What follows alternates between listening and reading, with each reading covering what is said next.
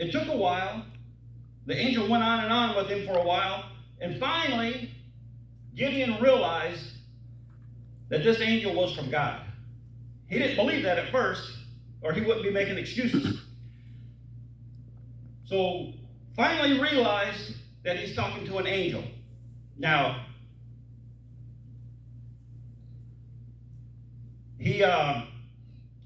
there's a few things that he had to do before he could do the Lord's work. The Lord told him, go to your father's farm and tear down the altar that he had put up to Baal.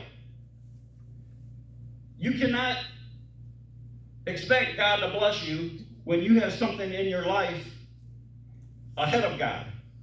This altar was in place of God. They were praying to Baal. I don't think Baal answered too many of their prayers, amen? No, right. But it had to be removed. There's things in our heart. God's got a job. I don't care what you think about it or what. Each and every one of us has got a job to do for God. Right. We're not saved just to be saved, just to be sitting here looking pretty. That's not what our job is. Trust me. Right. We have work to do. Amen. There's lost souls. Here we are in Lincoln Park. And trust me, there's a lot of lost souls right outside of our doors right here. We've been over here working on the church a little bit, cutting the grass, and we've been around here just hanging around the neighborhood, and right here, there used to be a bank building right behind us. They've got some kind of I don't know exactly what it is, if it's a rehab or there's something right there that they have patients that are looking at them. Their family is poor, and they're the least of them. You understand what I'm talking about? Yes, amen. I was out working. I had extension cords stretched across this parking lot, and I started winding it up around my arm, and there was a couple of men sitting on the bench there. And I said, I kind of got a smile on my face, and I left the cord all stretched out, but it was still around my arm, and I went up there, and I sat down right next in the bench right next to him, and I started talking to him.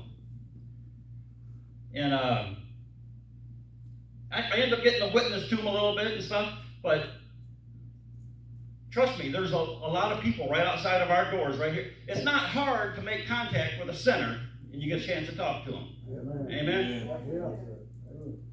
But we got to tear down the altars in our heart. Amen? We can't have things in the way and expect God to use us. Amen? That's right.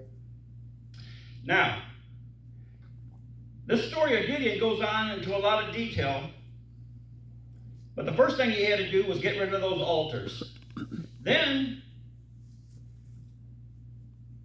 I told you Gideon was a little bit low self-esteem there, and he made excuses. Well, even after all that, he did what God told him to do. He tore the altars down. He went to his dad's farm, and he took his dad's altar and tore it down. The neighbors, the whole community got mad for him doing that. They were threatening him after that, but he did what God wanted him to do. Sometimes you get a little feedback from doing what the Lord wants you to do. It's not always an easy thing to do. Thank God that he did it, though. Right. Then, okay, you figure the Lord's going to give him instructions to tell him what he wants to do. Gideon said, well, just hold on a second. You know me. He had to have more proof from God that this is really from God. He put a fleece out. Anyone ever hear the story of the fleece? I'm not exactly sure of the exact details of it, but he put a piece of lamb's wool out, a fleece, on the ground. And he said, God, if this is really you dealing with me, make this, in the morning, make this fleece soaking wet and make all the ground around it dry. Then I'll know it's from you. So the next morning, lo and behold, Gideon crawls out of the tent, goes out there and checks on the fleece. It's soaking wet. The ground all around is dry. He didn't shout and hallelujah, and he said, that could have happened to anybody, right? So he said, Lord, if it's really from you, let's try it the other way around tonight. Yeah. Now, when I get up in the morning, if that fleece is dry and the ground all around it is wet, I'll know it's from you. So guess what happened? The next morning, the fleece was dry and all around it was wet. Yeah. So Gideon said, okay, Lord, I'll trust you. I'm going to do whatever you tell me to do. So he took this old farmer boy, bibbed overalls and whatever he had on, and said, okay, I want you to get an army together. So that's what he did. He got an army together. He went everywhere he could find to get an army together. Now, these were like prisoners in their own home. The Midianites were over them. They weren't allowed to have an army. So he went and got him an army. 32,000 soldiers. That's a pretty good army to get up in no time, right? I don't know what they had for weapons or what, but they had 32,000 men. Gideon was going to fight an army that had 150,000 men. If you just look at that, you're going to tell me right now that that's not very good odds. 32,000 men are going to fight 150,000 men? I'm not a real good mathematician, but that seems like about 5 to 1 or something, somewhere around there. So he was having his doubts again, and he's talking to God, and God said, "Yeah, you're right. That don't sound fair. So we're gonna have to thin your army out a little bit, Gideon." So he said, "You tell everybody who's afraid. If you was getting ready to go to war, 32,000 against 150,000, would you be afraid?" Come on, man. Amen. Amen. Okay, let's go on now. Now, they were already outnumbered. But then, 22,000 decided to go home. They were afraid. God said, that's what we want. Just let them go. Don't. So they all went home. 22,000 men walked out on him and went home. Now he's down to about 10,000 men. Lord, you want me to do this? I'm going to do it because you said so, not because I want to do it. So, no. We're not done yet. This is where they go down to the water, and he says, only the ones who get a drink of water and lap it like a dog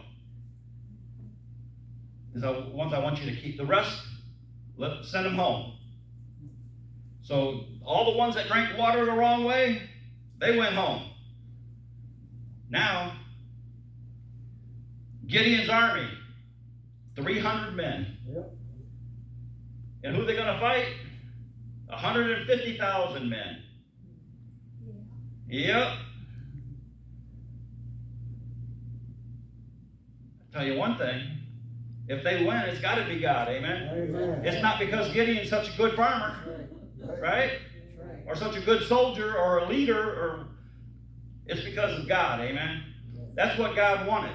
He said, now when it comes to fruitation, God has done this for you. Okay, Gideon's pretty deep into this already, right? He kind of late to back out. So the Lord told Gideon what the plan was. And he says, I want you to go down in the camp. Kind of like a recon mission. Go down there and see what's going on in the enemy's camp. Guess what Gideon said? Lord, I'm afraid. Yeah. He's already tried the Lord how many times? I don't even know. So God, being the generous guy that he is, he told Gideon, well, if you're afraid, you can take your friend with you. Yeah. So here, Gideon and his buddy, 2 men against 150,000 men, they go down there and sneak down into the camp. God wanted them to hear what your enemies are saying. Yeah. I mean, they got a front row seat. They got right in there to the tent, and they could hear the guys talking about this war, this battle that's going to be fought tomorrow. And the guy told them about a dream he had And then his buddy there was interpreting the dream. And it all boils down to, the guy said, that means the sword of Gideon is going to prevail against us tomorrow. That's what the other side was saying. Gideon's side, they weren't encouraging Gideon at all, were they? But his enemies sure were. That encouraged Gideon. That dream meant that the sword of Gideon and of the Lord is going to prevail against them tomorrow. Amen? Just to make a long story short, we ain't got to go into the whole war here. Gideon won. They had a plan that didn't even involve weapons. It was clay pots with a candle in it. And they broke the pots and yelled and screamed, and everybody took off running. They ended up killing each other. They started swinging their swords thinking each one was against them, and they just killed each other. Now, I got a chapter I want to read, 8:22 of Judges.